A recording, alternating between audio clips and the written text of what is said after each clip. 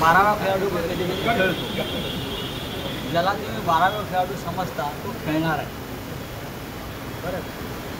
आणि भरोशाची विकेट जी आहे महायुतीतली ती जाणार. राऊत साहेब पक्षाकडे एकूण तुमचे आमदार आणि अपक्ष मिळून साधारण 17 मतं आहेत. उरलेली मतं अशा अनेक मॅचेसमध्ये वर्ल्ड कप आपण जिंकलेलो आहोत. महाविकास आघाडीचे 3ही उमेदवार जिंकले.